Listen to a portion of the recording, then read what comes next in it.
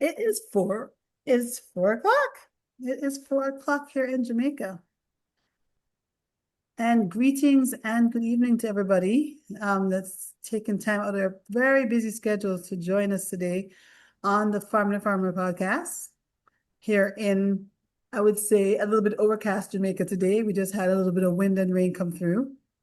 And of course, whenever it gets windy, I get nervous, right? I'm like, is Melissa turning back on us, right? But we're very grateful that we have the opportunity to be here and be able to share what's going on in the island, what's going on in agriculture, and what is going on with our organic and permaculture and clean food movement, and see how we can share the information that we've gained over the years, and also just bring on some really great people that have had many, many years of experience to share their wealth of knowledge with us. So today I am very I'm feeling, if we're gonna do a check-in, how am I feeling? I'm feeling okay. A little bit, a little bit sad because I wanted things to be more further ahead for us on Jamaica, but we know that things take time, and we're gonna have some conversations around that a little bit later. Um, I wanted to do a little bit of housekeeping for those of you who are new to us. 1 second, we have a little feedback. Little technical difficulty in the background. Yeah, so those of you who are new to this program, this program actually has been around for about 2, 3 years. We started right when we had COVID. We had a number of farmers that had questions about growing tomatoes and didn't know, and we reached out to our experts that were part of the USAID Farmer to Farmer conversation program. And they were able to come on and give us a whole history of how to really grow all kinds of tomatoes. And that was wonderful. And that's kind of what got us started. And I'm really happy today that Scott Marlow, who was part of that original Farm to Farmer group that came to Jamaica, over 70 volunteers offering their skill set, is able to still be with us. So we can, whenever we have a problem, we're not sure about something, we can really tap into Scott's wealth of knowledge and ask him to join.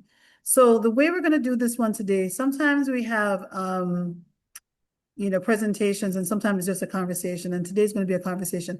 But I'm going to also hold Scott to something, because Scott was also part of our Farming to Farming Business Conference. And he was one of the ones that everyone was wanted more information on. And Scott said he's actually going to come and do 2 sessions with us and even give us homework. So we're going to be looking forward to when you have some time to follow up in that, because especially with everything that's going on, there's a lot of new people that want to go into farming, and we want to make sure that we head them in the right direction. So I think that the work that you shared with us before, earlier this year, is going to be even more vital for us to be able to share that with other people. And anybody that is interested in farming, really taking us through the process of what it really means to become a farmer. Before we really get going further, I wanted to invite Natalie to really open us up with a grounding, and then we will just get into this conversation. There's lots to talk about today. So Natalie, take it away. Yeah, thanks, Nicola. Hi, everyone. So glad you're all here. So I was thinking of doing a practice that is used for stress release, and I was guided away from that. And instead, what was coming up is to offer a prayer so that we can all be in the energy of the prayer. And I shared last week that some people resist grounding practices because they're like, why don't we just get to business? What are we doing? And I think of it as centering yourself, stabilizing yourself before you get out of the starting block, right? Like if you were to run a race, you'd want to know that your shoes are tied, you're safely in position, and you're ready to go, right? So grounding allows us to just be in our bodies, to be settled and move from that settled, grounded place. So I want to invite us to turn up the comfort on our dial, turn up the dial on our comfort. So if you could just shift your body in any position that would support you in being even more comfortable, what would that look like? Yeah, maybe catching your breath, coming into your body. You've already had almost a full day. So coming into your body, coming into presence.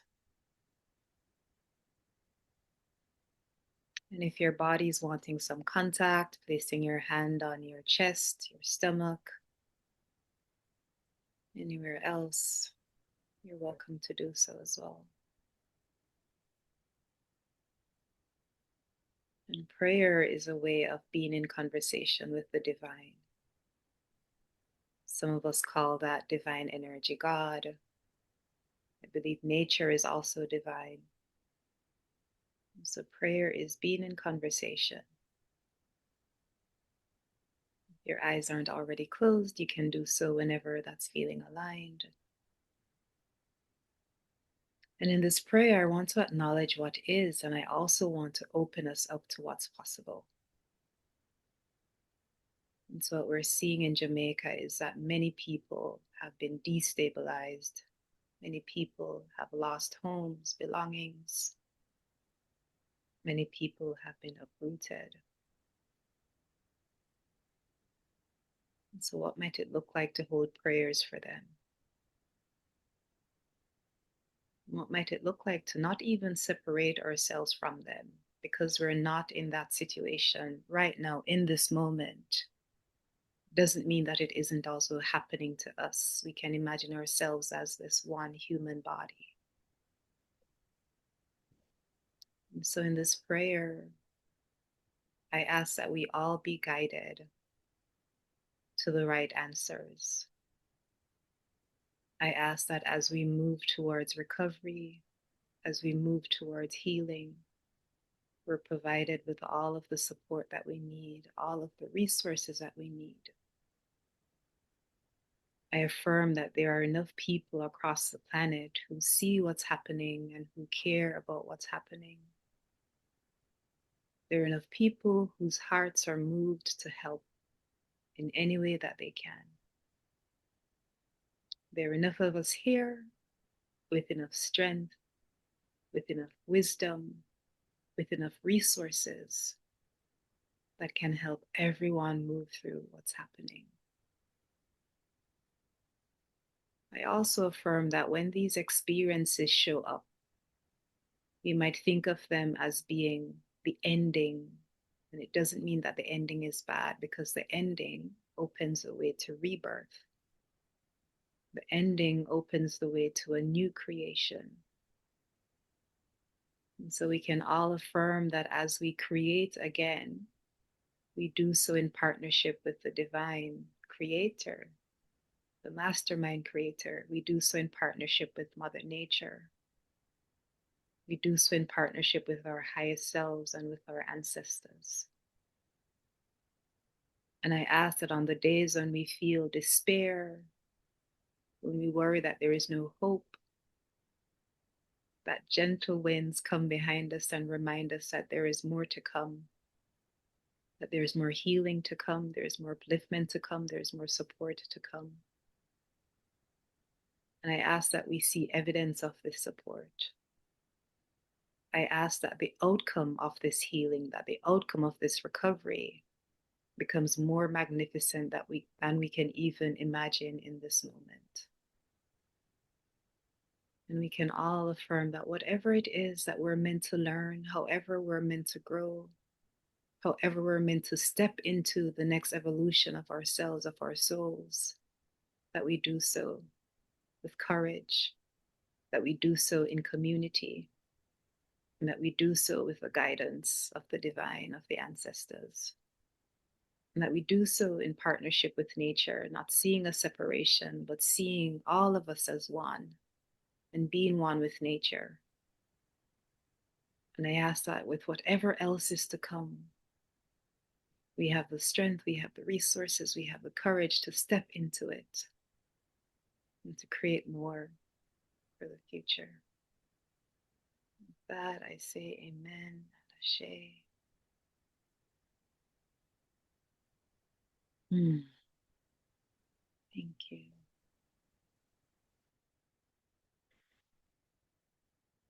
Looks like you're still muted, Nicola. I said, thank you so much for that. Thank you for telling me about the music. But thank you so much for those words and that grounding. You needed that grounding. while you were talking, I was also kind of meditating on how to really introduce Scott. And we have stories that we tell. Um, there's somebody you might introduce somebody a certain way, and there's a whole other backstory that you would want to tell. And there are many ways to kind of introduce folks. And I felt like I could go to his bio and talk about his 25 years of experience and the work that he did at Raffi and how he connects to farmers and the gazillion projects and the amount of people that he's helped over the years. But I want to tell you about my personal story and share that with about Scott. So how I met Scott was he was supposed to actually come down on one of the farm to farmer missions, and he hadn't come yet. And I ended up going to the US and meeting him at a pottery exhibition, right? And he was walking out, and I was walking to the pottery barn to go help out or whatever. And I was introduced by um forgot her name. Help me with her name. Carol, Carol. Carol Pepper Hewitt, that does slow food, the slow food movement in North Carolina. He said, this is somebody, yes, you're gonna meet, he's gonna be coming down, and we had a good conversation. And it really was a divine appointment. My mother talks about these as divine appointments. And when we just start talking, and he just immediately said, yes, we definitely have to have a conversation with Scott. You have to come down. And that was how we met. And then there was another situation where I was going to say, yeah, spirit guide, somebody was encouraging me to go to a conference in the US. And I didn't know where I was going. I just knew that I had to be at this space. And I was having a lot of pushback from people about why do you feel like you need to go? You just traveled to the US and you're going back again. And something said for me to go because we were actually in a part of our process of doing the work of Source and the research station that we really were stuck. And so when I got to the conference, one of our friends, Sandy said, Scott's going to be there. And I just started smiling. I'm like, okay, that's why we needed to meet. And again, we had conversations, and the challenges I was having, he was able to have that conversation and then come to Jamaica and really help us because, we do these multiple levels of things that we do, trying to design and plan and all that stuff. And he just keeps showing up in these places where we really kind of need the help with certain things. And I feel like today again, because I kept thinking, who are we going to have next week? And I knew that Scott had promised us to do that work with farmers wanting to start businesses. But I felt like the information that he shared in just a message, I said, this is who we need to have. And especially the work that you do. So I think, Scott, what I would like you to do is maybe tell the story about when you're at the kitchen table with farmers that are about to lose their farm. And I think that will help the audience connect to the work that you do at Raffi and then your future work and all the experience that you had around really when farmers are in trauma. I think if you could talk a little bit about that, and that will just lead us into the conversation that we'd like to have.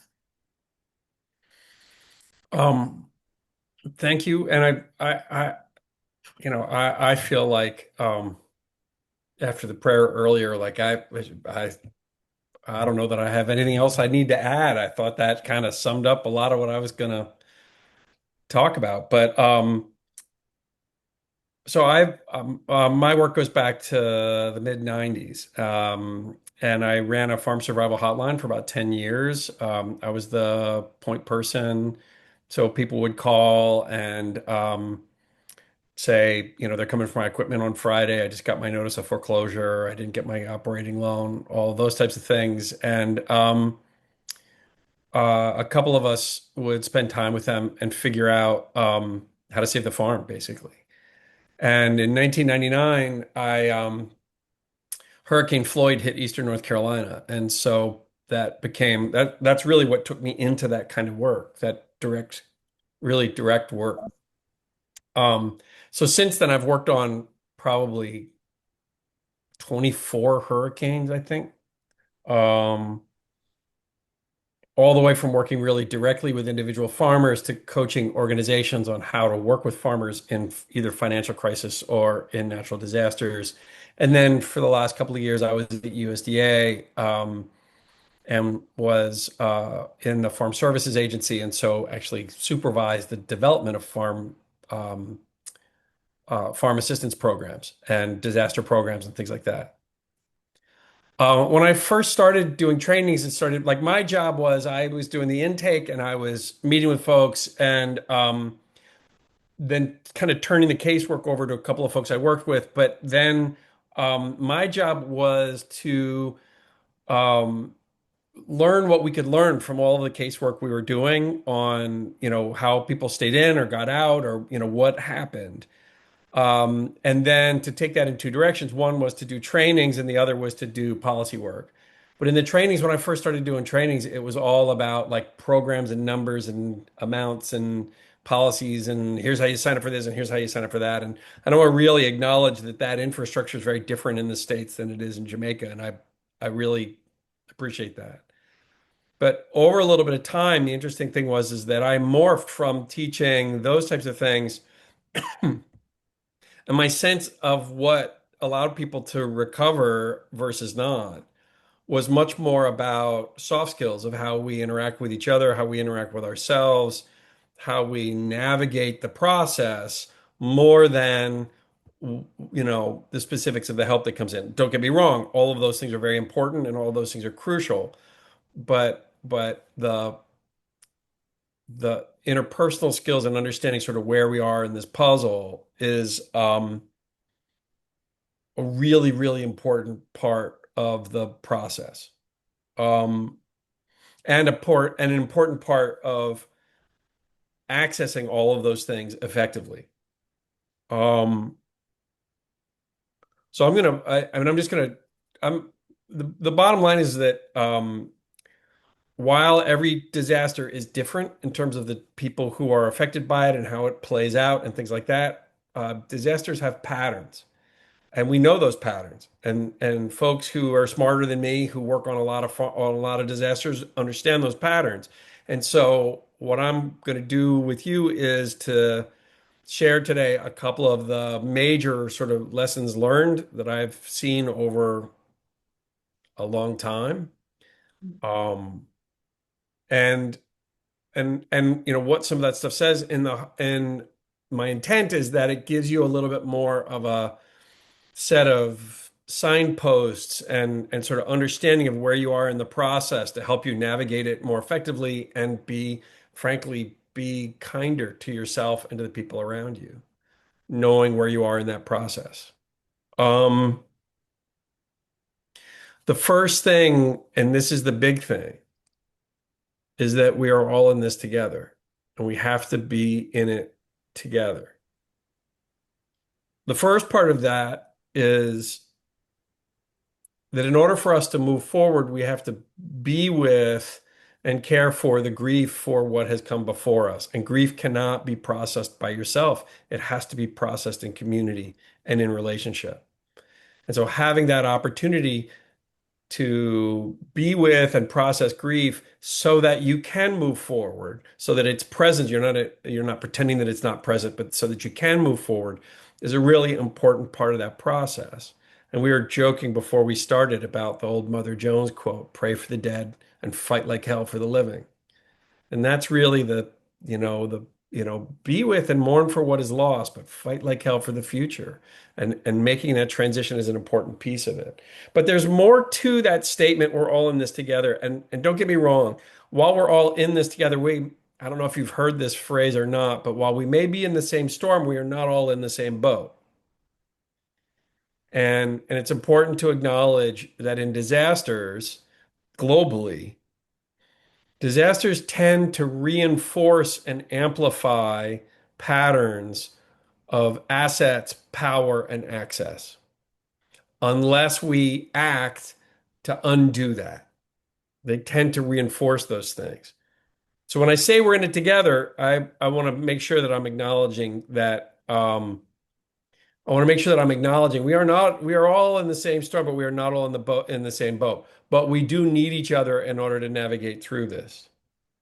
The other thing is, as I'm getting started, I'm gonna ask your help, and I'm gonna ask your grace, which is, and as I said, I recognize that a lot of my experience is in the States, which means there's a whole infrastructure of programs and other things that are different and are not the same in Jamaica. Um, Also, the US is culturally different. I don't know if you've noticed it or not, but the United States might be a little bit culturally different, especially in these moments, than things are in Jamaica. So, I want to ask a favor that you, one, as I'm talking about this, um, if my experience does not resonate or is not similar, first of all, I ask that you have grace and accept it with the love which I'm doing my best to give it in. And second, I want to understand. Like, let's have those conversations about how it plays out differently, what fits and what doesn't. So I need your help to make sure that the stuff that I'm talking about, and as we work together, I'm going to need your help figuring out, making sure that it's right and the appropriate thing, and that we're sharing those experiences. But all in this together, there are a couple of things that are really important. And one of those is that we tend to put a a boundary or a definition that is different between people who are the sources of assistance and the recipients of assistance. We tend to say, oh, well, these are the helpers and these are the people receiving help. That separation is destructive and wrong. I'm going to use as strong terms as I can. It's destructive. It's bad. And there's a series of reasons why. One of those is that the research on disasters, and I can tell you this is not a brief process. In terms of the physical, the financial, and especially the emotional and the psychological impacts of a storm like this, it is years, multiple years, 5 and 10 years down the line. You're still going to be dealing with some of the impacts of this. And I'm not going to sugarcoat that. And it's hard. And I'm not going to uh, sidestep that. Um, it is what it is. But when they do studies that follow people 5 and 10 years down the road, and there are increased rates of things like depression and self-harm and self-medication and other things, those impacts are the same in the people who experienced the disaster directly and those who came in to assist during that disaster. So whether you are experiencing it directly that you went through it, or whether you are there to help, you're experiencing it the same and you carry the same burdens of it on down the line. And so it's critically important that the people who are providing the assistance also have their ability to deal with their own grief and their own experience. The second thing is, and this is also based both on my experience and on a lot of the research, the act of helping someone else is a really critical point in recovery and your own ability to get back on your own 2 feet. Your ability. So I'm going to talk to all of you because I believe all of you are sources of help for other people. No matter how small, no matter what your ability is, you have that ability to help someone else. Because by helping someone else, it's one of those ways that we tell ourselves, we tell our brains, I'm okay. I'm going to be okay. I have enough for me so that I can help someone else. Even no matter what your situation is, that act of assisting is a critically important part. And I've had people say to me, oh, we can't expect people who are in a really tough shape or in a really bad situation, we can't expect them to help somebody else. And I'm like, no, that's exactly when we should give them, and within their capability and within whatever they're able to do, but we should give them the opportunity to help other people because that's how you begin to rebuild and to begin to look forward is by being able to do that. Um, there are four, I'm gonna, and so that sense of we are in this together is really important. I will also say, well, I'll come back to that in a second. There are 4 phases of disaster recovery. And these are obviously it's not this simple. It's more complicated. You'll move between them. It's not a linear recovery is not a linear process. Well, nothing in life is a linear process. But in general, there are four phases of disaster recovery. The first phase, and they go heroic, honeymoon, disillusionment, and recovery. That's the four. Heroic, honeymoon, disillusionment, and recovery. The first heroic is I got to save my life. And when I use the term my life, sometimes that is my physical life, but sometimes that is my life as in the people around me, the things around me, my home, my job, my life as I'm used to it, right? My life as I've experienced it. So the first is the heroic is people are doing heroic things to feed each other, to save, to pull people in, to make sure people are safe, all of those kind of things. It's the heroic phase. People are generally acting in a fairly selfless nature and a lot of new connections are made and things like that. But that phase is generally the shortest of the phases, and it happens during the active. And some of you may, a lot of that is about making sure that we are dealing with those basics of life, food, water, shelter, clothing, safety, those types of things. And some of you may still be in that process of assuring those things, but that's that first phase. The second phase is the honeymoon phase. And this is a very present one in the United States. Y'all may move through this quicker than we do, but um, the honeymoon phase is that point at which the politicians are all saying, we're going to fix this and put things back. And the aid groups are saying, we're going to come in and help. And all these things are happening. And the people are responding and all that kind of other stuff. And the phrase for the honeymoon phase is, I'm going to get my life back. I am going to get my life back. Great. Help is on the way. I'm going to get my life back. Um, we had a situation in Eastern North Carolina, an early hurricane that I worked on a long time ago. There was a town that was connected to the rest of to most of the state through over by a bridge, and that bridge got washed out during a hurricane. And without that bridge, the people in that town had to drive 30 or 40 miles out of their way to do business. And I was out there, and the governor showed up, and the governor was walking around, and the press was there, and he pulled his phone out, and he talked to somebody. He said, "I want this bridge rebuilt in a month. I don't care what it takes. I want it rebuilt in a month," and those kind of things. And people cheered and yay, and and all this kind of other stuff. And he, was yelling at people on phones, and we're going to do this. Well, of course, it took a year and a half. Um, and imagine for a second what it would have been like had that governor, instead of saying, "This is going to be done in a month," imagine if he had said to them, "This is going to take time," because it does take time. And, I don't think you want to spend the rest of your life driving across a bridge that got thrown up in a month. I kind of think you might want us to take a little time rebuilding this thing. So it's going to take a little time, but let's figure out in the meantime how we can make your lives better and help you with your recovery and help you with all this travel and make your lives work while we take care of this problem. And imagine how different it would have been to take that kind of an attitude towards being upfront and honest and not blowing smoke, right? But the honeymoon phase always gives way to what's called the disillusionment phase. And the phrase I use for the disillusionment phase is, I'm not going to get my life back. It's that moment when whatever's coming has come, or you can see the trajectory of what's coming or isn't coming. It's that moment when the press and the attention has moved on to the next disaster or the next thing or the next whatever, and you're in your house by yourself. And you're facing the same pile of paperwork and the same pile of trash and the same mud and the same stuff that you've been facing for a few months.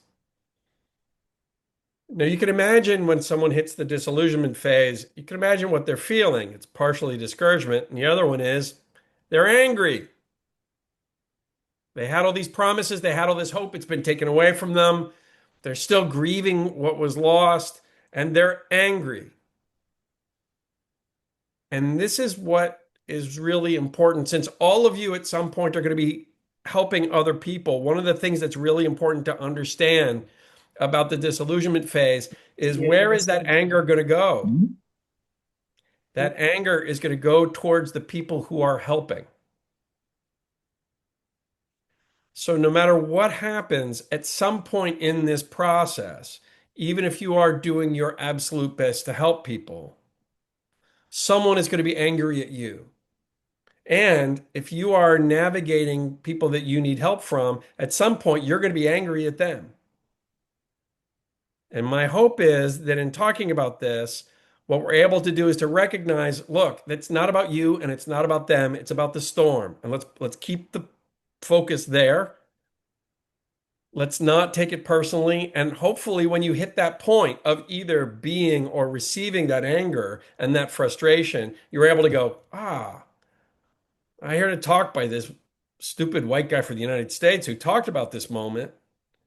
I know where I am and I know what's going on. And you're able to have a little bit more grace with the person that you're working with, and you're able to have a little more grace with yourself.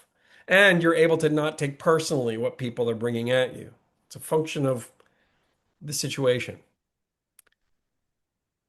Remember also that a lot of our officials and a lot of our people in government who are trying to navigate this stuff, many of them are doing it for the first time, and many of them are dealing with being really overwhelmed, and many of them are trying to do those things at times as people who also are trying to fix their house and deal with their mother-in-law and deal with no roof and all the things that a lot of other people are doing. Now, that's not to negate what I said at the beginning about the patterns of access and wealth and power. I'm not undoing that.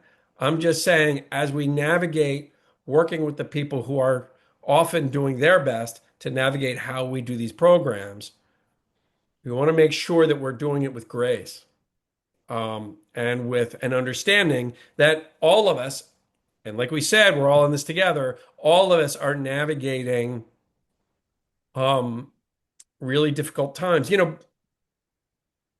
Being in a disaster, in the days after a disaster, is sort of like being in the ocean when the waves are really big and really rough. And it feels like the minute that you get your head back up and you get try to recover from one wave, bam, you get hit by another, and you're getting tossed, and sometimes you're underwater, and sometimes you're up above water, and you're just getting thrown around, and it feels like you're getting tossed around, and you lose the sight of the shore. You lose sight of where we're going and where we're heading. And that's part of the reason why I'm giving you these phases so that you get a little bit more of a sense of, okay, I see where, even though it feels this way, I see where I am in this process. Um, the other thing is that, you know, we just have to recognize how difficult those moments are and how upside down things feel and how difficult all of that is to navigate. It's just extremely difficult. It's going to take a while, and we just have to have our patience and be in this together. But I want to spend a couple of minutes talking about what is the line between that disillusionment phase and the recovery phase. And the line that I would use for the recovery phase is, this is my new life.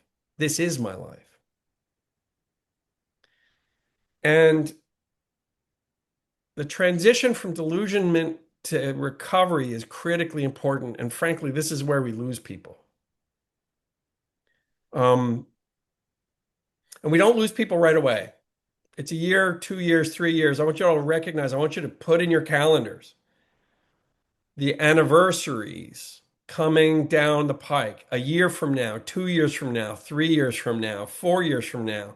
Because especially the first year anniversary, people often get to that, and that marker is so difficult to navigate if you are not as far. And I've already heard it in a couple of ways. I heard it from you, Nicola, right at the beginning. I'm not as far along as I wanted to be. I'm not as far along as I should be. I'm not as far along as, I've been working really hard. I should be further along than this. And that is so common. And so we really want to, a year, 2 years, 3 years down, be checking on each other and caring for each other and saying, you doing all right? You're okay? How are we doing here? What happens in the transition to recovery, it is not at all that the grief goes away. It's not at all that the frustration goes away. It's not at all that things are easier. But you begin to be able to transition to seeing the things in front of you. Well, in the disillusionment phase, that is, I won't get my life back, what you're doing is you're looking at what's in front of you and you're comparing it to what was. And you're saying, I don't have what I had. I've lost. And your focus is on what's been lost. And your focus is on, you're comparing this to that and saying, I lost all this. I don't have, I'm not going to get that back. I want that back. I'm not going to get it back. And what's critical in terms of the transition into recovery is that you begin to look at the things that you have as resources that you can build from here, whatever they are.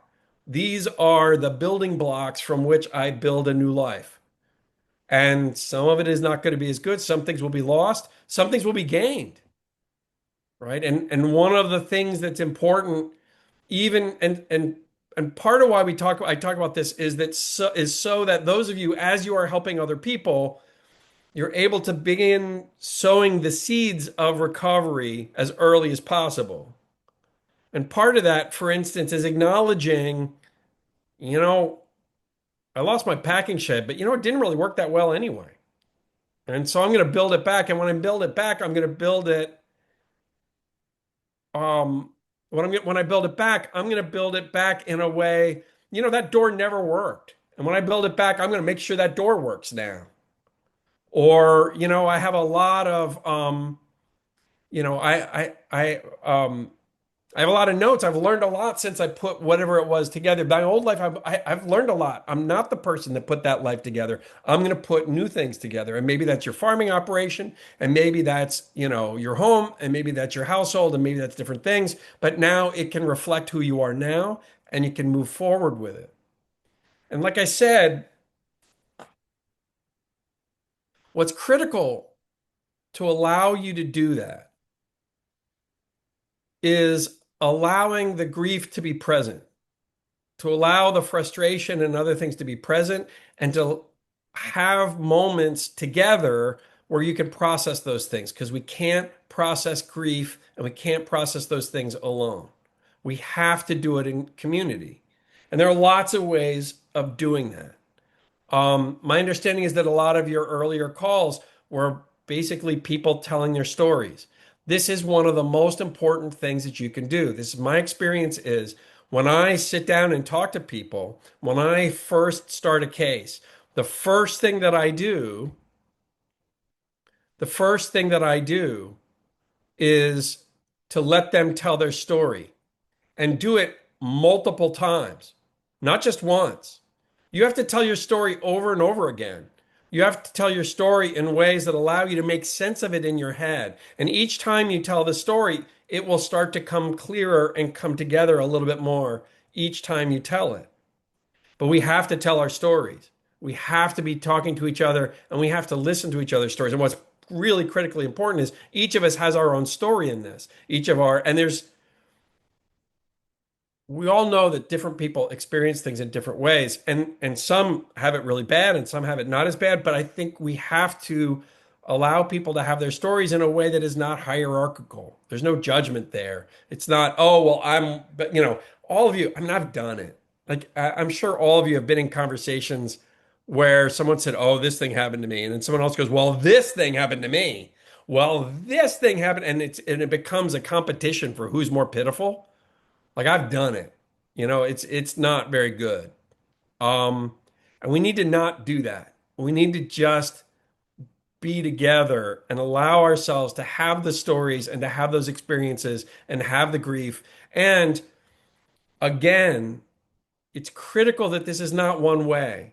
I'll share with you, you share with me. I'll hear your story, you hear mine, because we're all in this together.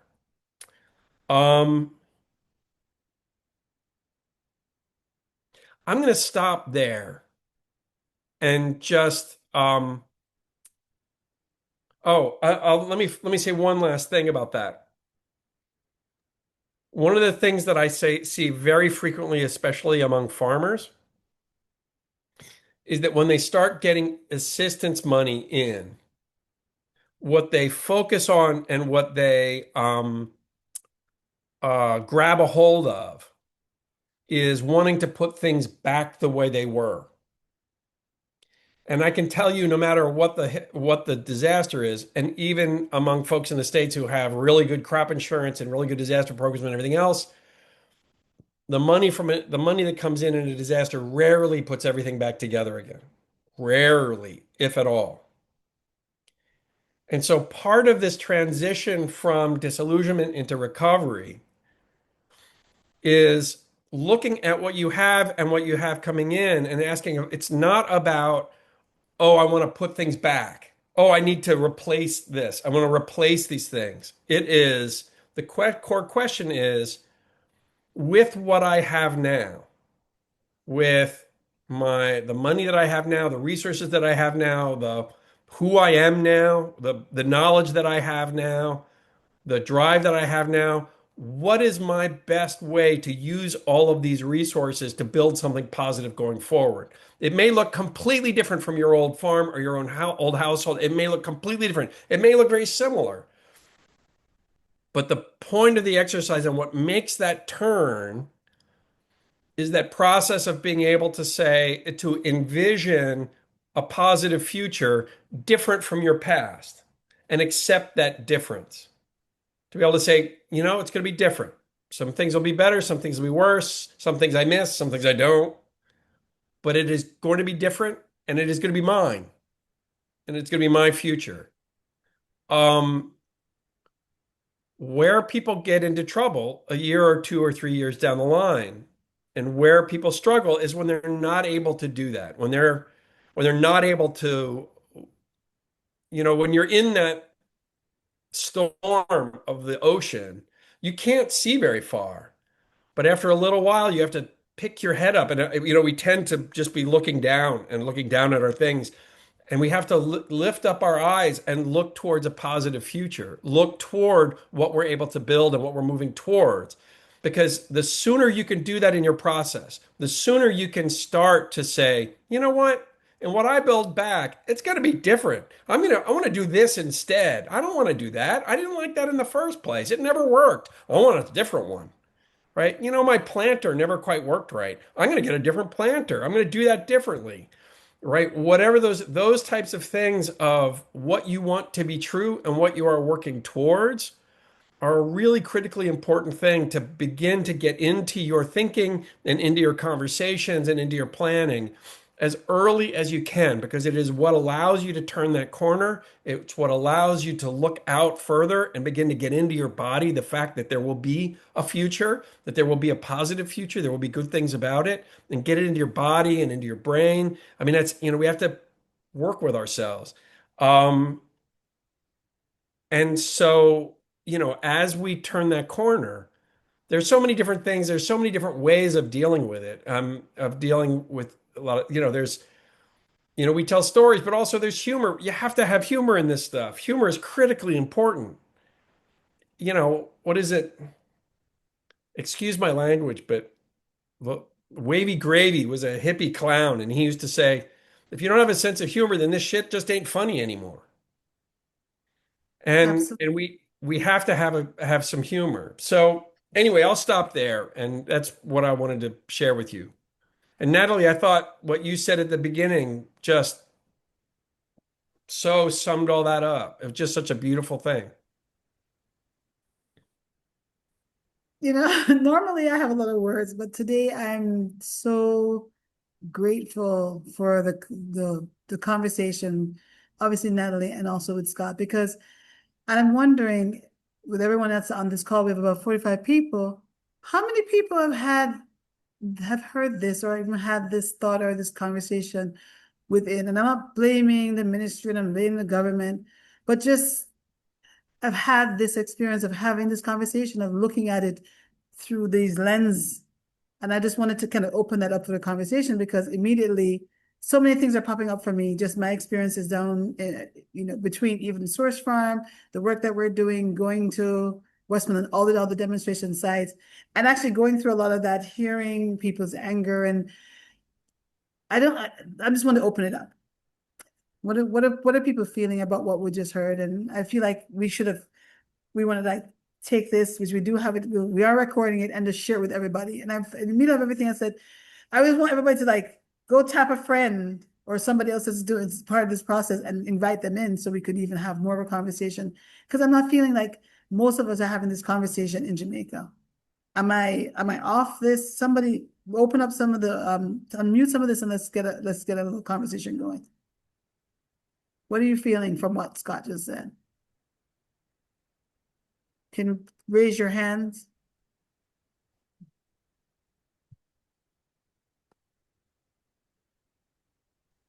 I can share.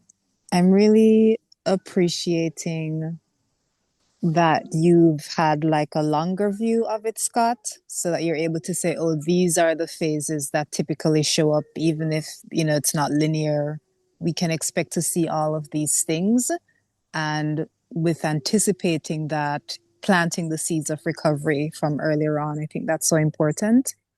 Um, I'm not in Jamaica yet, but we'll be there in a few days. And the thing that I've been saying for the past, maybe day or two is I say that I'm going to spend 3 months in Jamaica, but is that even possible? Like, will I have the ability to leave the island just knowing how much more work needs to be done? And it's me knowing myself, but it's also helpful to be reminded that this is a multi-year recovery process. I've definitely been in jobs before where I have burnt out because it's like, the work is still there. We still need to go. And I can see myself in wanting to support people having that same attitude. And it's really helpful to go in it sober and go in it not disillusioned, but having realistic expectations and then being able to adjust based on that. So really appreciate what you shared. Thanks, Nathan. I see Joseph Small, you want to unmute? Thanks for acknowledging. And I must say that I endorse everything the previous speaker said, and to say that it's important that a conversation like this is had with our farmers far and wide, so that they too can have an appreciation of, okay, from ground zero, you're going to go through these phases, and when help come, to also know that help can come with survivor's guilt, and to know that over time, if they, one, are aware of the phases, then two, they are better able to manage themselves through the phase, and three, to ask for help where help is needed to manage the phase, and four, to get to the end, which ultimately we all can get to, and not lose anybody along the way. So I think this is a very good talk that Scott has given. And it would be nice if more persons were on the line, more than the 44 that is here. And since I have seen this come my way and joined, I've been sharing widely in farmers groups that I'm into. So I understand that you're going to have it recorded to share later. So I look forward to that too. Thank you so much. Excellent work. Keep it going. Thank you, Joseph. See Elvin is also have her hands up. Can you mute? All right. Can you hear me? We can hear you. Great. Okay, I'm using this Zoom thing the first time on my phone, so thanks for the patience. Thank you also, Scott, for your words and for this very enlightening four-phase thing, because I've never heard that concept before, and it's so clear and it helps understand the stages that we also, I feel like you said, it's not linear, so we can switch between, the honeymoon phase and then the disillusionment phase on and off every day. I have a question, maybe open to everybody who wants to share. When you talk about anger and this frustration that we all have and see and feel and meet every day, some of us are experienced or have the capacity to deal with our emotions in a more healthy and sustainable way. Some of us have never learned how to deal with anger and frustration, and I've seen so much anger and frustration throughout Jamaicans and Jamaica in general right now.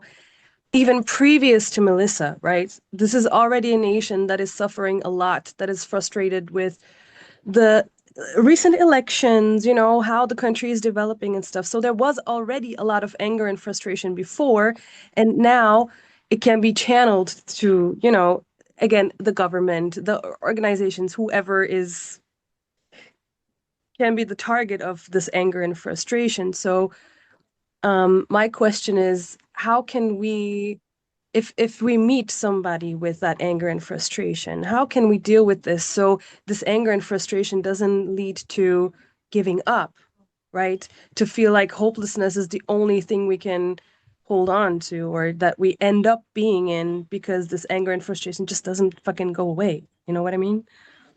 Yeah. Like, if I can, as you were talking, I had a couple of thoughts, and I'm just gonna. I'm a big believer in sharing what comes to you in the moment. Um, Disasters take us back to what is fundamental and what is essential. It's disasters strip away a lot of the ways in which we hold up images of ourselves, hold up lots of different things, and take us back, both physically. I mean, we have to deal with disasters, force us to deal with, the basics of life, food, water, shelter, those types of things, and survival. Emotionally and personally, they do that as well, and they take you back to where you are. And so what they do is whatever those really deep-seated beliefs that you have over time, they're going to surface those. So if you have a deep belief of futility, or you have a deep belief that you are not worthy of something, or if you have a deep belief of all of those things that all of us carry, I know I do, this is going to bring those up. So as you are with people who may not know, and that bringing those things up is really scary for a lot of people. And like you said so eloquently, different people have different ways of dealing with that. Some healthy, some less so. And so those really big things, those really big fundamental things are going to channel somewhere. And so one of the things that you know, some people are going to channel them in shall we say, less helpful ways. And so part of your role in this is to recognize that that's what's happening. It's not that, and not, there's a tendency if someone's going off on you to rise to it and to meet it, right? To meet that energy and for it to pull out of you where you have those frustrations and all those kinds of things too. And it's important, it's be the tree in the mountain, right? The tree allows the wind to go through it and pass through, and it may bend and it may wave around, but it allows the wind to go through it. And the mountain allows the wave to crash against it, but doesn't move. So we be the tree and let it go through, and we be the mountain and don't allow it to move us. Um, the dynamic that you're talking about is so critical. And I'll be frank with you, this is what I'm dealing with in the United States right now. What I believe I'm dealing with in the United States right now is a whole lot of people with a whole lot of grief that they've never cared for, and they don't know where to go with, and they don't know how to process. And that grief is channeling itself into very, very negative ways and very dangerous ways and very destructive ways. And so as I look at it, my question is not how do I fight it? My question is not how do I push back on it? My question is how do I meet it caring in a caring way, recognize what it is, and help channel it into more productive expressions. And part of that can be one of the core things of that is helping others, finding ways to engage people. Yeah, I know you're pissed. That's great. Can you help this other person? Because they're really in bad shape too. Can you give them a hand with something? Oh, yeah, sure. Okay. All right. We've changed the dynamic, right? So as we channel that energy and that frustration and and keep coming back to, we have to speak to the things that we are dealing with stuff that is basic. We are dealing with stuff that is core, and we have to keep coming back to things that are core. Every one of you on this call is worthy of care and recovery and love and assistance. You are also powerful. You are powerful to take over control of your own lives. You are not a victim. I will never use the word. Banish the word victim. You are powerful and can help others and can take control of your own life. So if someone comes in ostensibly to help and their message is, hi, I'm here to help you, and oh, aren't you a victim? But I'm here, that whole savior complex, you can say, wow, that's great. You know, there's another set way down there. You can go help them because they need you more than we do, because I think we don't need you here. You can go help someplace else because we don't need you. We don't need that energy here. And if I give you no other message than this, your recovery is your recovery. You own it. It is yours. It is not for somebody else to decide. It is not for somebody else to give. It's not for somebody else to provide. It is yours. Own it.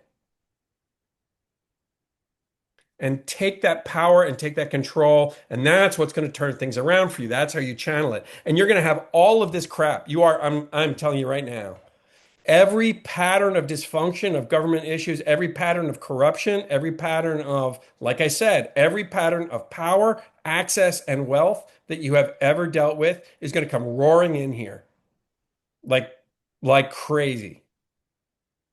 And how you deal with that is up to you. But know that it's coming. Let's not be surprised. Like we can be sad, we can be angry, we can be frustrated. Let's not be surprised. Right? This is not news. I don't think anybody on here, I'm not telling anybody on here anything new. Y'all know this. Yeah, we're seeing it right now. It's all rolling in. But let's remember for each other to keep speaking to those core things. Keep speaking to value. Keep speaking to you are worthy. Keep speaking to you are loved. Keep speaking to you are not just that you have a future, that you are important to our future. You being here is not just important to your future, it's important to my future because we're in this together. You having a way forward is critical to me having a way forward. Let's keep pulling together and speaking to those voices because that's what we're dealing with. And we're dealing with that whenever we work with each other, but at least we who are having this conversation can have that shorthand and go, yes, remember? Yep, I remember. You're worthy, you're important, you're deserving, you're powerful. Okay? Scott, is interesting because, we have a thing in Jamaica where we're in the Caribbean and often we look at, Alicia, I'm going to give you 1 second. But we tend to look at the US and other places, we go back and forth. But what we're seeing where I'm sitting, it looks like all of us are having the challenges, right? And we're divinely connected because we're on the planet. And this ecosystem, even though we think it's just a Caribbean thing, it's all of us having this issue, right? And especially for Jamaica, we're so connected because half of our family and our relatives are in the US and we see what's going on there and we see the connections here. And I look at other people across the globe as well. We all seem to be having these issues. So it's a really amazing time for us on the planet to really check ourselves and realize we're on this planet together and whatever you do over here affects us here. I always say when the US gets a cold, we get the flu. And it's really a global thing. So all of us are in this. And when, if we understand that, we'll be able to look at the systems that we want to co-create, what's not working, and these opportunities that happen. Like we believe in like Oya, which is like the wind and the wind of change. And Oya just blew, right? That energy just blew. And it's asking us to really examine what are the things that are not working in our system. And it's going to bring out all of that, highlight all of those issues. And for us now to really look at it and say, okay, as you said, what do we want to fix? Some things weren't so hot. Let us figure out if we as a community or even in our own lives individually, can make the changes that are necessary. And we do permaculture, so we work in zone 0 and 1, fixing ourselves and our family, or our homestead, to make it shift into something that this is a great opportunity to make that shift, right? To be able to come really citizens, not of this country, but really of the world. What do we want to see happen? How do we want to make those changes? Alicia, Abba, you Hi, yes, Alicia. Alicia, Yeah. yeah. Thank you so much, Scott, for your conversation. While I'm here, my girlfriend, my girlfriend here, my other ear, is just, she's in your age range, and she says the same thing all the time. And what I said to her is that means you got to get out into the world now and share what you know with the people. And I want to say that when the wind blows, as it blows on the mountain changes.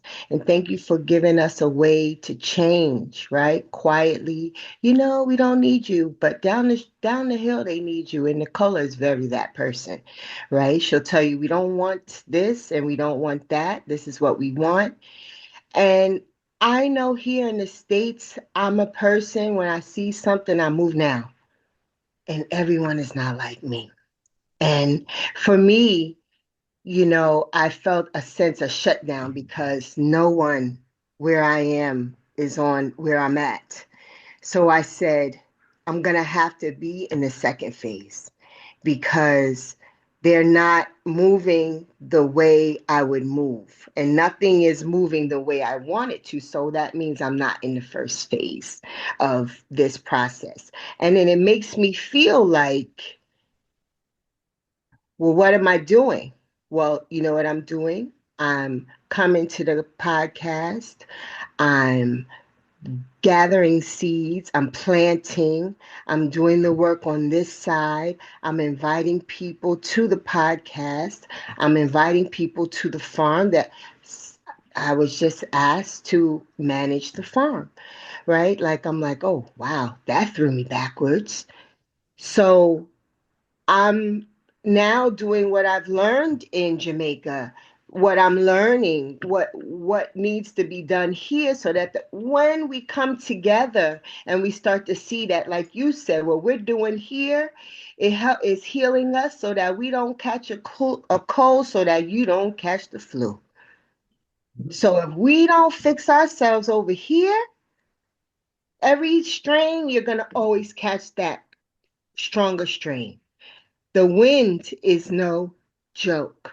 So as it blows and we bend to miss the things that are coming for us, I pray that I'm able to obtain the patience that I need, my batala, so that I can move at a pace that helps the people, but still do the work in advance so that when they get there, we can go now.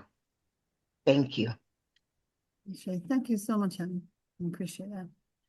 I don't know. I've just been seeing Baba Aldean on this call, and I just wanted to see if he had any words. Is there anything coming to mind? And I'm trying to put you on the spot, but Baba, you have anything for us?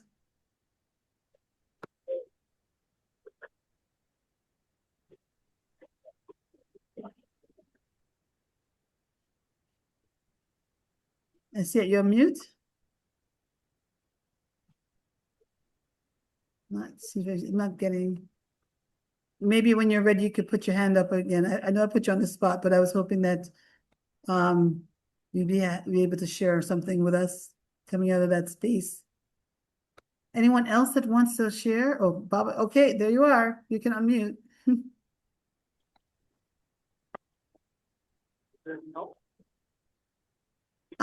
Say again. It's a little low.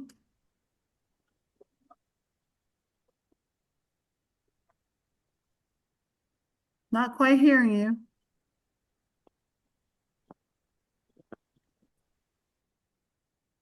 Okay, well, when you're ready again, you can put your hand up and we will go from there. Anyone else has anything to share about this conversation, in this conversation? Yeah, hear me now? Yep, I got you. All right. It was the speaker. Yeah, good evening, everyone. Good Um, evening. yeah, giving thanks. Mr. Scott, we're so grateful for what you have shared. So grateful. And I was thinking to myself that yes, we are helping others that need help, and we are sharing the energy of them. Their feeling, their stress, everything we're feeling just the same.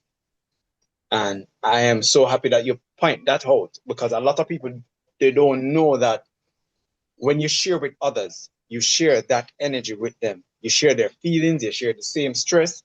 So you can say, yes, I'm helping, but you're feeling it the same. And a lot of people, they're angry and saying that they don't deserve this. You're going to get that. But sometimes what we have to do is put ourselves in their position and think about it, and don't backlash at them. Like when they get out on you, sometimes you have to take a couple breaths and say, all right, what if I was in this position? What would I do? Would I be acting up the same way? Would I be feeling the same way? And then you try look at it from a different approach. As in life, we go through changes, and changes sometimes is not easy. It's rough. And as you say a while ago, yeah, Nicole, the wind, oh yeah, carry the wind. Changes is not going to be easy. So we all can try to help. And as you said, Natalie, you're coming here for 3 months. You're wondering if it is enough. But don't stress yourself about it. You can do what you can do, and others will help to jump in. But sometimes you don't want to overrun yourself by helping and being so tired, and it's still a lot to do. You have to be realistic. Things in life, it's realistic. You have to take it day by day, bit by bit, step by step.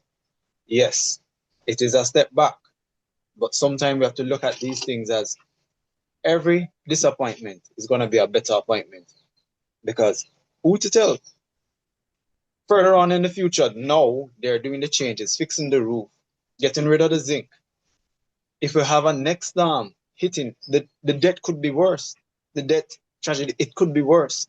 So sometimes we really have to think, say, yes, it happened, but now we have to take time and build everything. We have to rethink, recalibrate everything in housing structures, everything. Some of these houses were built donkey years ago, and passing down from generation to generation. Sometimes the generation don't change the housing structure.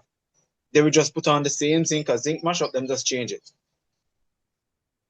We have to come and be realistic that yes, Melissa happens, Gilbert happened, other storm happened. No, we have to move on and say we're building structures now that's going to be stronger to outstand even a category 6,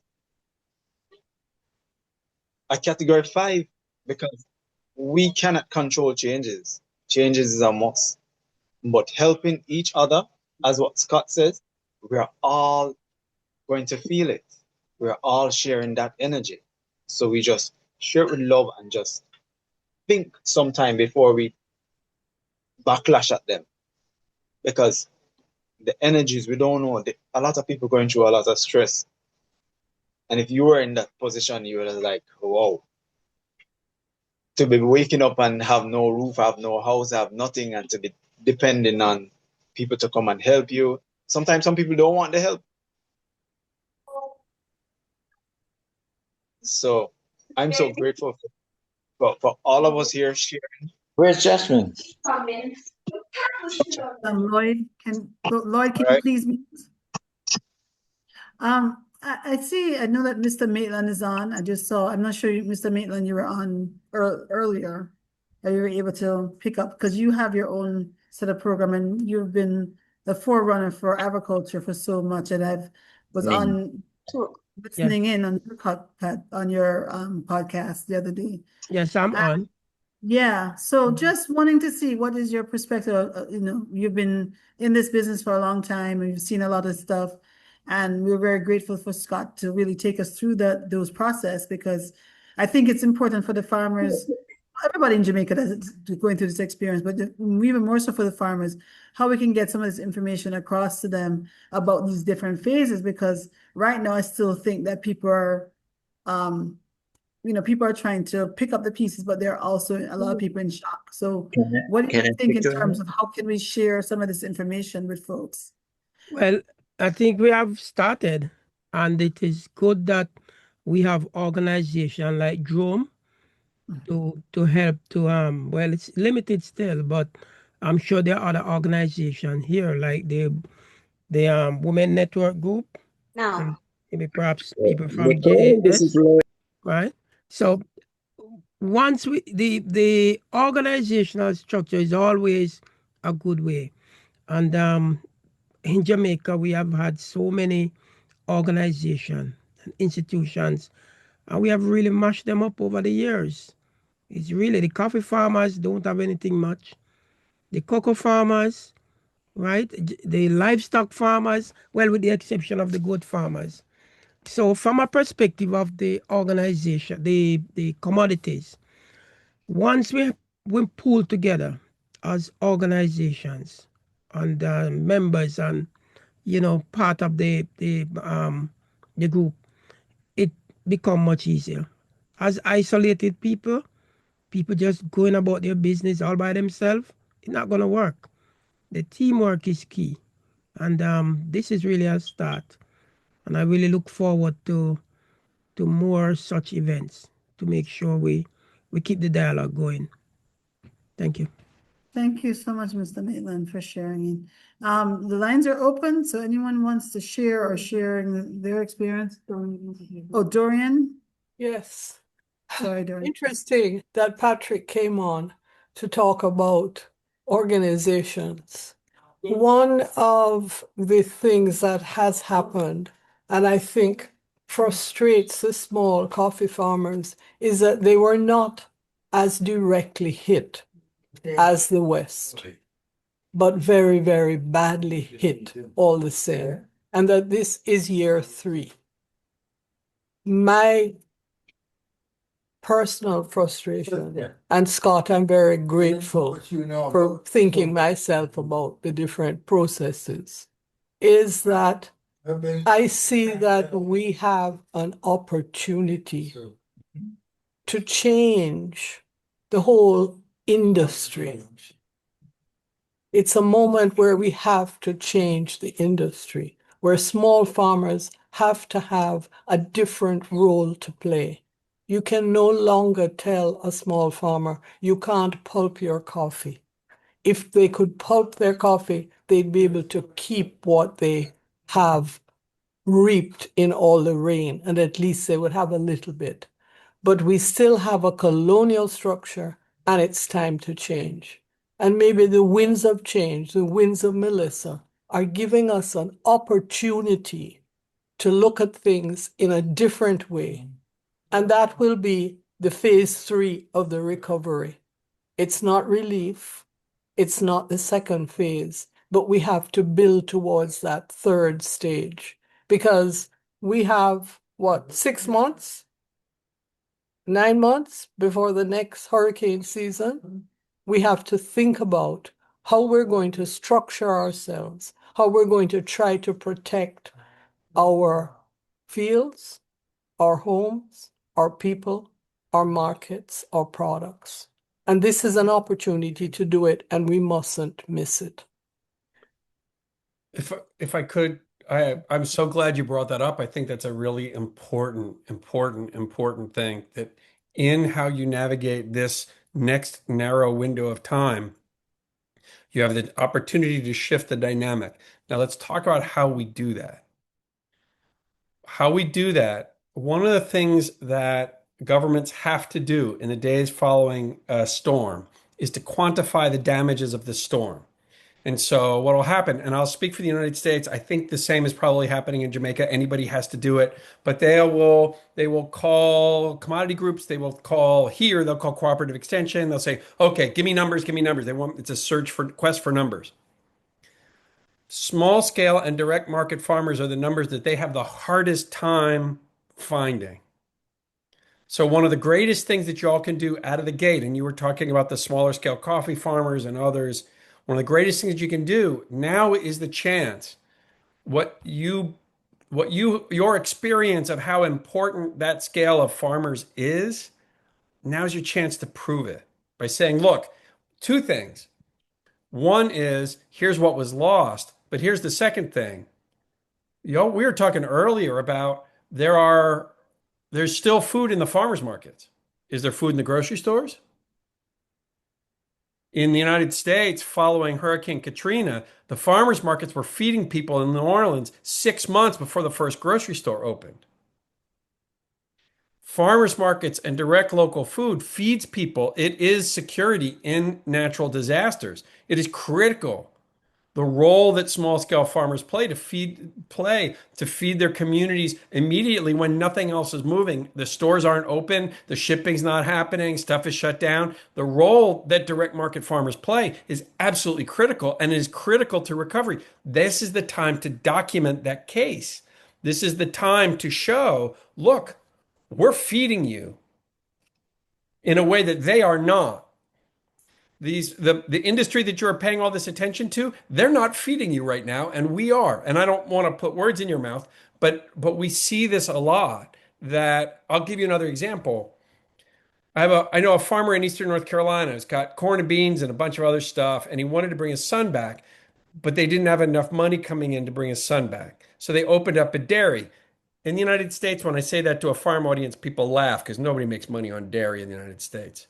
Nobody opens up a dairy. But what they did was they invested in bottling and they invested in making ice cream and they started a business.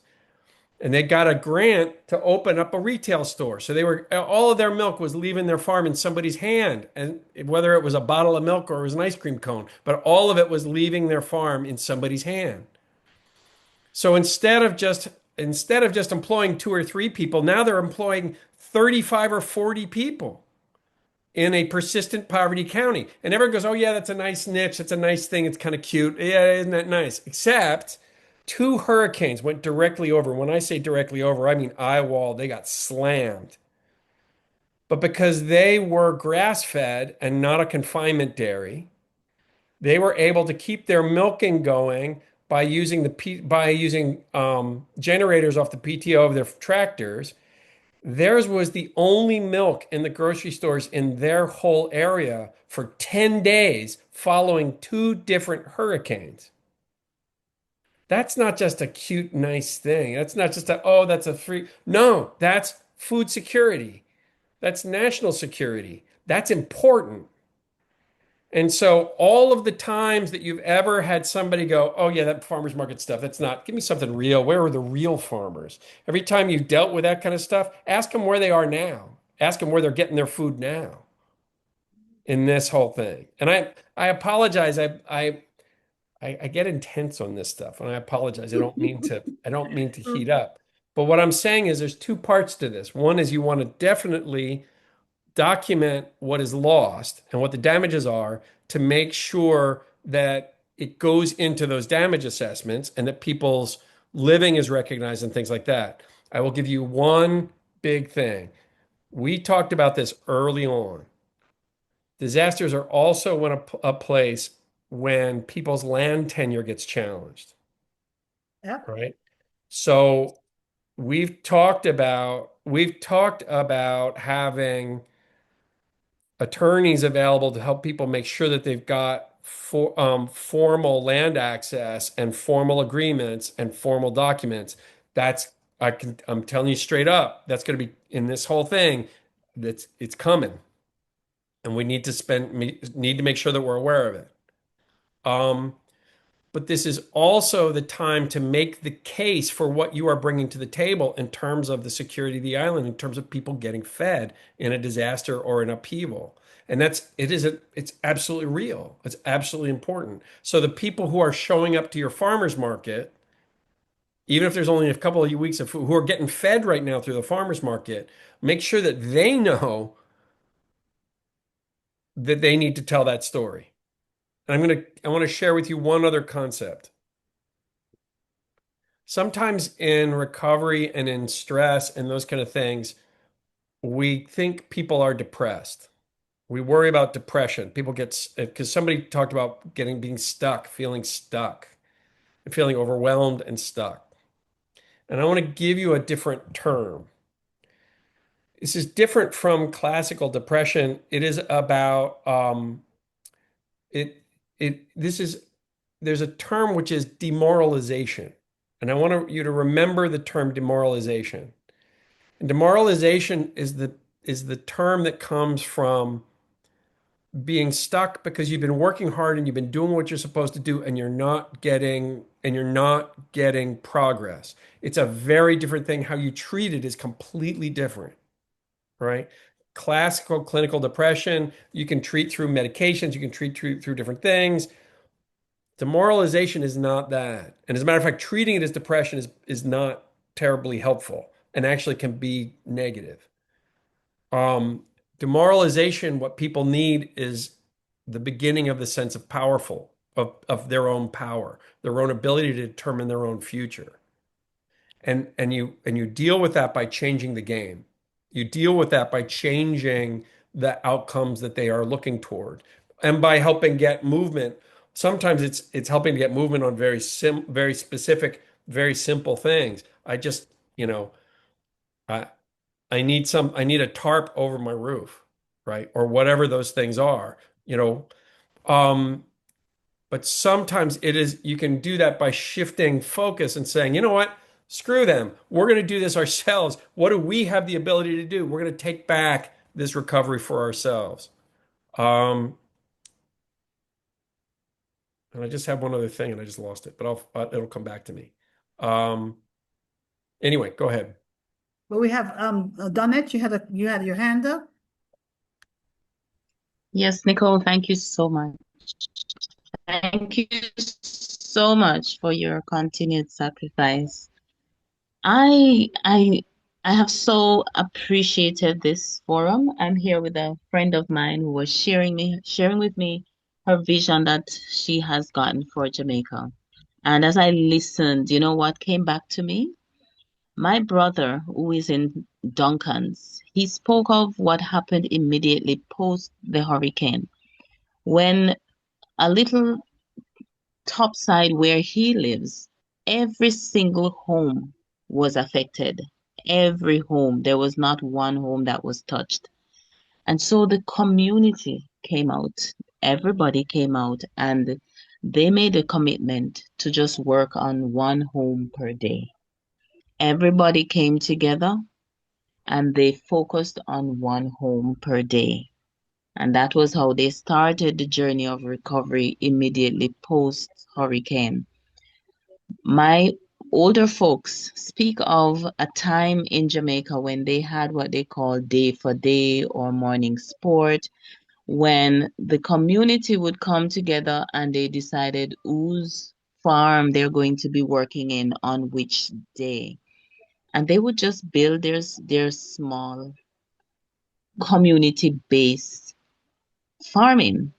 And I would love to see JOAM, which is organized in some way, some shape or form, if not JOAM, some other community-based organization, get us back to that place, right? Where we are able to support each other and to just reestablish each local farm so we can continue to survive. Because when the bridge is washed away and the road is broken and you're annexed, only the people who live next to you who can support you or who you can support.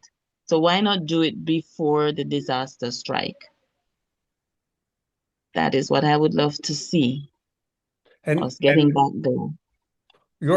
You're so spot on. The other piece in this is if you build it, they will come. Like if you wait for them to bring you something, that's one thing. But if you build something exciting, people will then want to be a part of it. They'll want to come into it. You can build your piece. What you're talking about is so extraordinary that just what a great thing to like we come together and we move our way around. We help somebody every day. We do that. It's amazing. And doing those things is what I mean by taking it back and also recognize that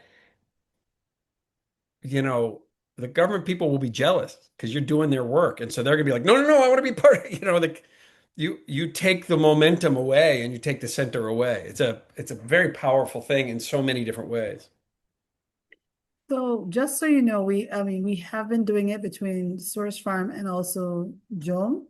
There are in the chat, there are a number of flyers. And so this is exactly what we're doing.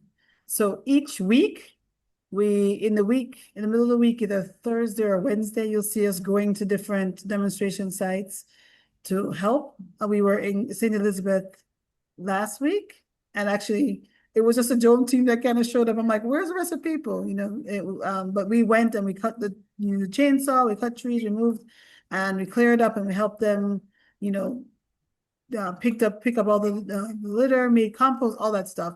This coming week, we're going to be in Manchester, and each weekend we've been going down to like the Bluefields group and helping. Like right now, there is a mission going on right now.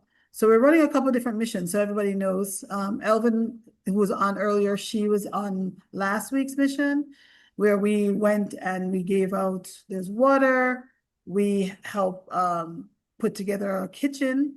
Because one of the things that we're doing, we're using Bluefield right now as a base, and so there's actually a space there. So anybody that wants to volunteer, there's a base that's there. But also, I know that other people have farms that may need some help with trying to organize all of that. So definitely, we've been trying to do that work. We've been actually doing it. Next week, we're doing medical mission. We're also doing chainsaw gang. Again, our brigade, we're doing some work with the fishing community. So it's not just about the farming as well, but there are a number of things that as we go on and we see different people needing help with things, we kind of been doing that. And on top of it, we're going into each of the parishes, especially the Western parishes we've been working in. So if you are available, please do give us a call. All the contact information has been on the flyers. Also at the farmers market, we had this week people planting seeds. So we're asking people to start planting seeds, any kind of seeds, fruit trees, other planting material you might have, germplasm. We need that to be done. The Hope Gardens has helped us. Anything that we planted out in trays, they took it, they're going to store it as they grow, and then we're going to get them back and distribute it to the farmers. So there's so many ways that you can help. And that day-for-day thing is so important for us to be able to get back into that. Is again about making that connection, creating community. And if nothing else during this time, this is when you need community, right? To commiserate, but also to help, to have these conversations, to help each other out. Joan Source Farm, the permaculture group, all of us are kind of coming together to do this and encouraging other people that you're not alone. We were, some of us on the eastern side, we had issues, but we were not as bad as some of the western side.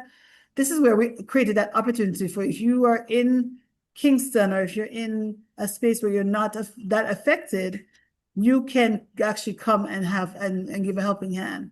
And so no thing is too small. If you can't, drop off some cases of water to us and we'll bring it down. Bring us if there's food, we're making soup. Probably next week, we're gonna make a big pots of soup and give out to the community, and that's our contribution. So there's always something and some opportunity for you to assist. And if not right away, as you know, we've talked about today, this is going to be a longer process. But if nothing else, this situation of change is to allow us to is creating opportunity for us to come back together as community. Right, we've been so much in an individualistic way for so long. We're looking at our own, iPods and our things, and we're in our own little silos. But this is opportunities allowing us to reach out to each other and to make that connection. I know that when we have been doing these missions to the various parishes, we're getting the chance to see other people that we may not have met before and work with them and have conversation and have community with them. And I think this is one of the things that gives us opportunity. So I really encourage everyone that's on this call to spread the word and to really, you can come down for a day, or you could say, what's going on? Maybe we can come and we plant seeds for an hour. These kind of things is very important for us to do. So I know the production team is telling me we have to wrap up. We have 1 minute.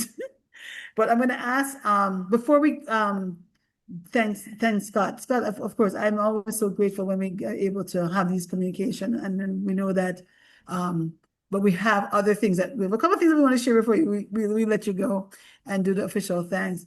As we mentioned before, let me give you the dates. This next week coming up, we'll be in Manchester. Anybody wants to go to Manchester and help out, please do come. That farmer there needs some help. On the weekend, we'll be going back to Bluefields and we'll be doing medical mission. We'll be doing, doing seeds. We'll be working with the farmers on helping him. He has a lot of trees down in the area on the actual farm plot, but also Mr. Weatherburn's space. What else is going on there? We're going to be doing other work we're going to be going to Rasta Village. People want to learn how to use chainsaws. We're bringing that information over and we're showing you how to use a chainsaw, because I know that people are getting these chainsaws. We want to make sure that nobody hurts themselves, but there's going to be that training going on at Rasta Village. And we're going to be posting all these flyers up. We're going to be in Hanover on December 10th. We're going to be back in Bluefields on the 13th of December. We're going to Trelawney on the 17th to do that work with them. We have a cover crop webinar on the 18th of December. And we are going to be doing something for the kids in the Westmoreland in terms of that Bluefield area. That's kind of where we've been based out of.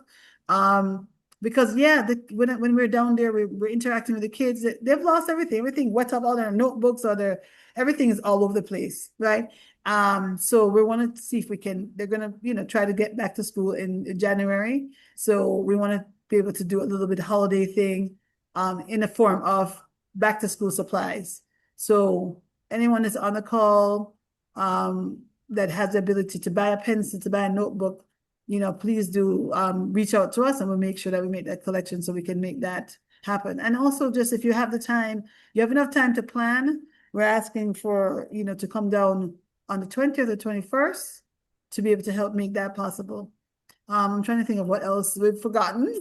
The seed donations as well. I mean, we're having a lot of challenges with the organic seed thing because you know how the government is around it. But Dr. Mortley at Tuskegee, he's the one that is going to be kind of managing that process. So if you're in the US, you can there's a flyer that tells you how to get in touch with Dr. Mortley. If you're in Jamaica and you want to work with us on seeds, we're going to be at the farmers market working on that, or just give me a call so we can help you figure that out, to figure out how we're going to make sure that the farmers get, because once they get their immediate thing cleared up, they're going to want to be putting things in the ground, and all of us should be putting things in the ground because we're going to be facing some really interesting times, the price of food, but also the availability of food. And so really important for you to be able to put some of these things, put food in the ground. Every seed that you encounter, whether it's a sweet sub seed or whatever seed, please do save them, please do plant them. And we'll be doing some work around that at the farmers market, so you can come in and help us do that.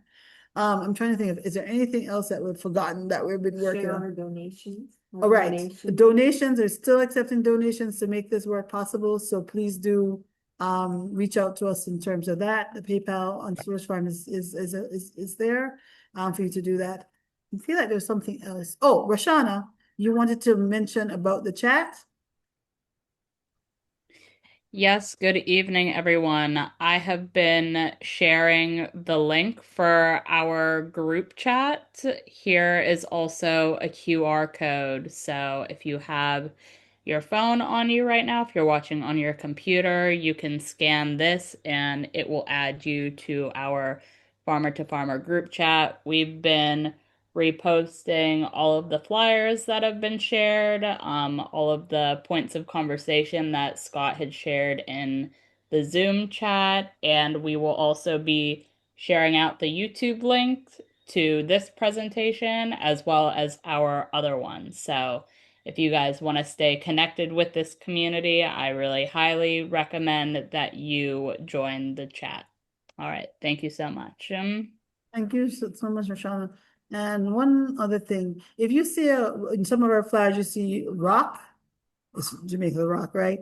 And it's regenerating organic communities, because we realize it's not just about just the organic farmers alone, but it is all of us that are in our communities, and we want people to create more communities, because this is what's going to allow us to carry us through not just a month, but through the next couple of years, because we're going to be doing this work and trying to rebuild ourselves through community. And I think that's one of the things that we've been missing is community, and we really need to tap back into that.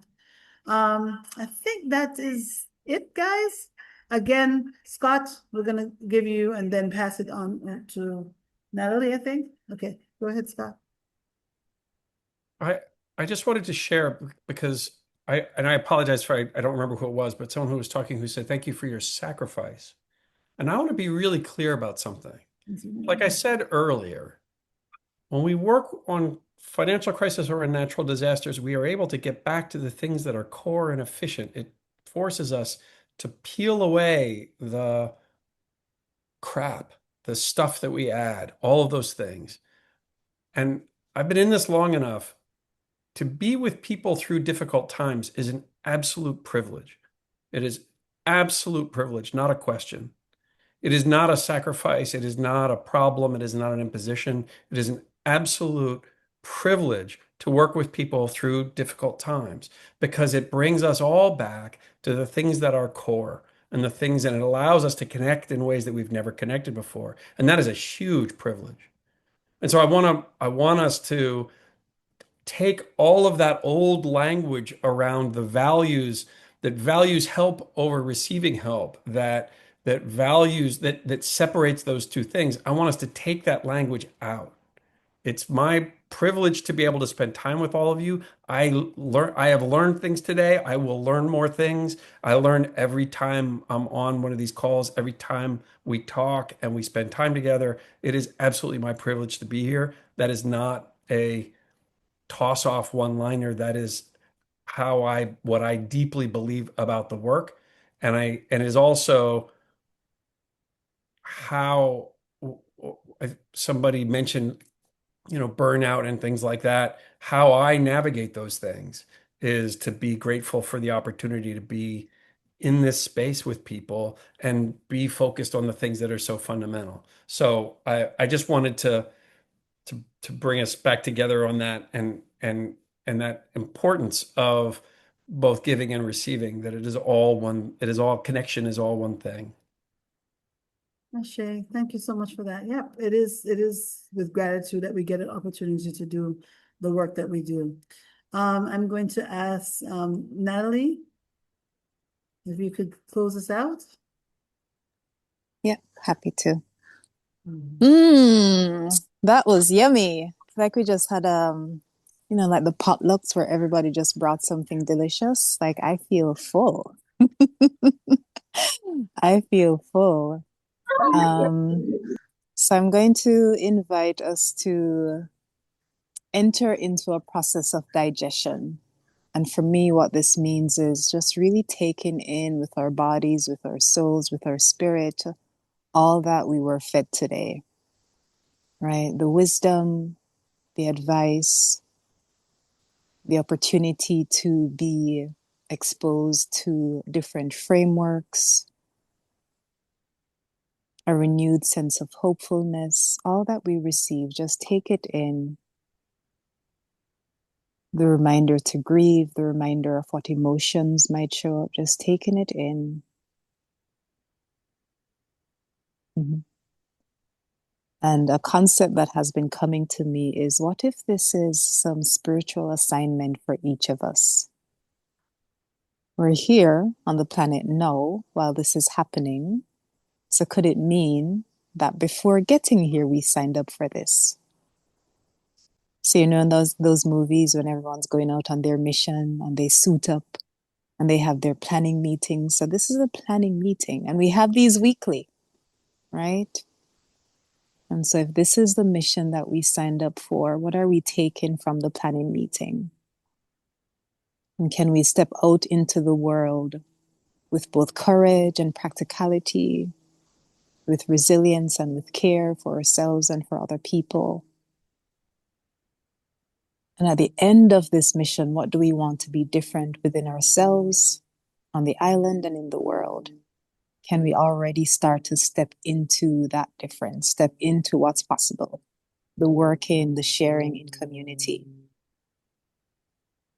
So I'm going to invite you to take all of that in, see this as nourishment that was just poured in, And as you imagine yourself stepping into the week, stepping out into the world, just see the version of yourself that you want to move into. Okay. And with that, I say go forth. And thank you again, Scott, for always showing up. And I think that's part of the thing, just showing up is the first step. And so thank you again for taking time out of your very, very, very, very busy schedule, because we know you're very busy, to, reconnect with us here in Jamaica. And we will be talking, and hopefully you'll get a chance to, you're long overdue a visit. So we'll talk soon about that. I Thank just you want all. to thank you so much. And just Thank to you, say Scott. that next week we have Bob who's on. Bob is so many different things Bob, many hats Bob wear, but he is a master farmer, ganja grower, really connected to the soil. He's Jamaican through and through, and he'll be with us next week to just do a reasoning. You want to reason with us? Or we're going to reason with him. Okay, thank you so much. Somebody else had something else to say? I wasn't sure before we close out. But again, thank you all for showing up. And as Natalie says, we have a mission. Let's go out and mission accomplished. Thank you so much. I had one more thing to say. Okay. Please like, follow, share, subscribe to Farmer to Farmer podcast, and on Farm Eco Village and Farmer to Farmer podcast. Please share with your friends, share with your neighbors. And what do you say? One basket, one makes a big basket. We need a basket. One cocoa. One full basket. Yeah. Excellent. Yeah, follow. Thank you. Thank you, Thank yeah. you. Thank you. Thank you. Thank you. Thank you. Bye, Thank you. all. All right. All right. Much peace. Have a great rest of the evening.